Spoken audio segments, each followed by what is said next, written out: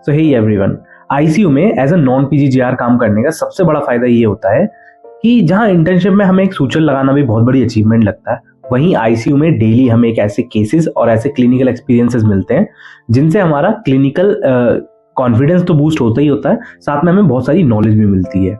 And this video is all about my first central line insertion experience. लेकिन सबसे पहले जिनको नहीं पता उन्हें मैं समझाना चाहता हूँ बेसिकली सेंट्रल लाइन होता क्या है। तो मैं तुम्हें एक ओवरव्यू देता हूँ ताकि समझ में आ जाए कि सेंट्रल लाइन एक्चुअल में है क्या।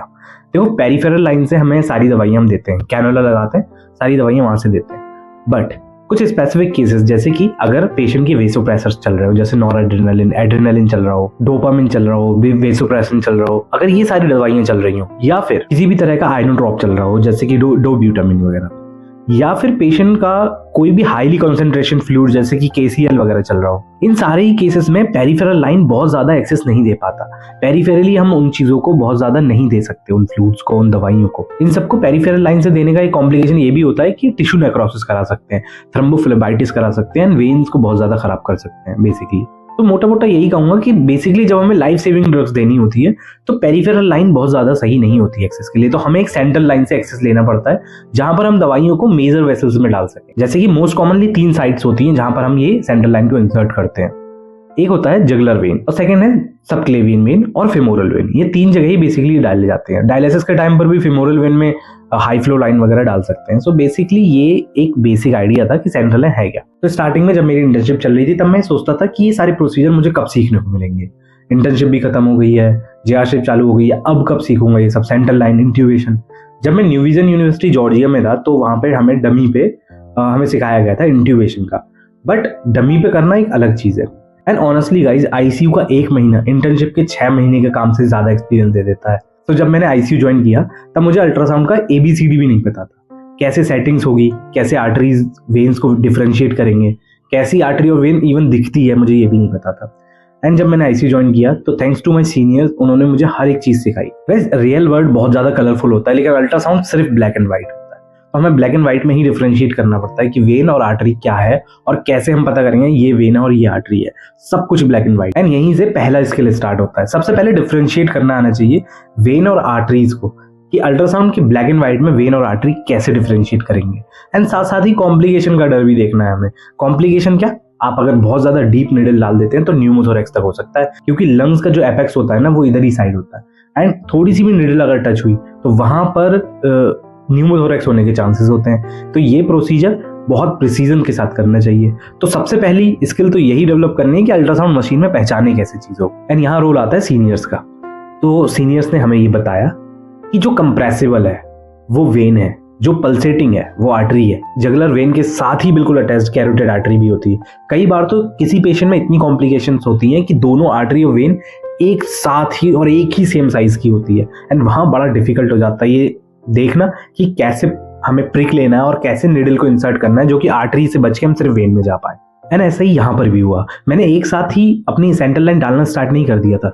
कम से कम 8 से 10 सेंट्रल लाइन मैंने पहले सिर्फ ऑब्जर्व की कि चल क्या रहा है, प्रोसेस क्या है, स्टेप्स क्या है, अल्ट्रासाउंड मशीन में कैसे दिखती है। एंड उसके बाद मैंने कम से कम 10 से 12 सेंट्रल लाइन असिस्ट करवाई। सीनियर्स डाल रहे थे तो मैं असिस्ट कर रहा था। एंड उससे मुझे प्रिसीजन हो गया कि किस तरह के स्टेप्स मुझे करने हैं। एंड फिर आया एक दिन फर्स्ट इंसर्शन का टाइम, जहां मुझे खुद से सारे स्टेप करने थे और खुद से पेशेंट की सेंट्रल लाइन डालनी थी। I was very excited and very nervous also. तो सबसे पहले पेशेंट की इन्वेस्टिगेशंस वगैरह देखी, पीटीआईएनआर वगैरह चेक किया, वो सारी चीजें जो हमें एक स्टेप बाय स्टेप करनी चाहिए वो की।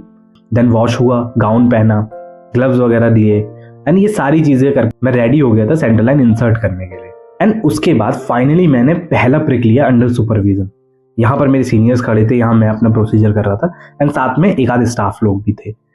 जब मैंने पहला प्रिक लिया एंड पहले ही प्रिक में, सीरियसली पहले ही प्रिक में मेरा ब्लड फ्लश हो गया। And I was so happy कि यार मेरा फर्स्ट सेंट्रल लाइन और पहले ही प्रिक में ब्लड फ्लश हो गया बहुत अच्छे से। एंड उस मूवमेंट में मुझे ये समझ में आया कि आप जब इतनी सारी ऑब्जर्वेशन करते हैं, जब आप इतना सारे स्टेप को ऑब्जर्व करते हैं ना, तो बस आपके साथ रह जाता है तो सिर्फ hand experience.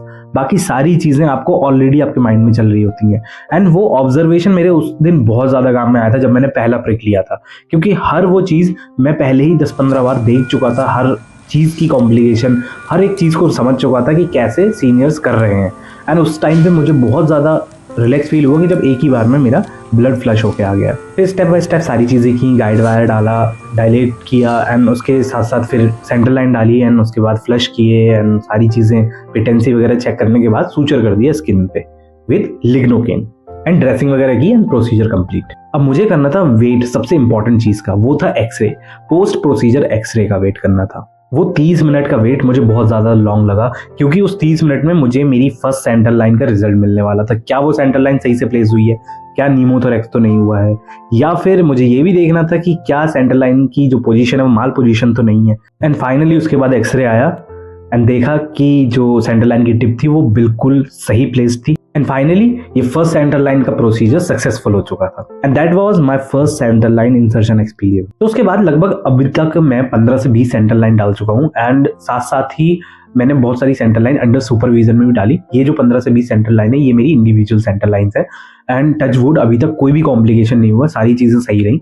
Again thanks to my senior जिन्होंने हर एक चीज स्टेप बाय स्टेप समझाई और हर एक चीज को बहुत अच्छे से, उसकी कॉम्प्लिकेशन, उसके होने वाले जो रिस्क थे वो सारी चीजें मुझे समझाई हैं एंड इसी वजह से मेरे को सेंट्रल लाइन डालने में कॉन्फिडेंस आ पाया है। एंड इससे मैंने यही चीज सीखी कि कोई भी प्रोसीजर है उसमें एसेप्टिक डिसिप्लिन बहुत जरूरी चीज है। So respect to that procedure, aseptic discipline हमेशा वैसा ही रहेगा एंड आने वाले टाइम पे बहुत सारा इंप्रूवमेंट और करना है जो कि मैं आगे करता रहूंगा। एंड अगली वीडियो में हम ये भी बात करेंगे कि कैसा था मेरा फर्स्ट इंट्यूबेशन का एक्सपीरियंस जब मैंने इंट्यूबेट किया था। तो ये थी मेरी छोटी सी story about the first experience of central line insertion.